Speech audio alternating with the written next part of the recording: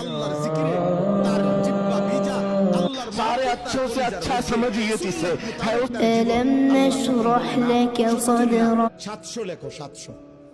7,000 লেখো,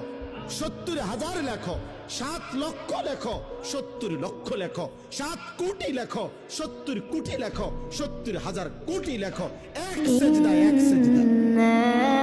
একবার সুবহানাল্লাহ বললে আল্লাহ বলে লেখো 70,000 কোটি সুবহানাল্লাহ লেখো। কোন কোন বেলায় আল্লাহ মহব্বতের জোশে,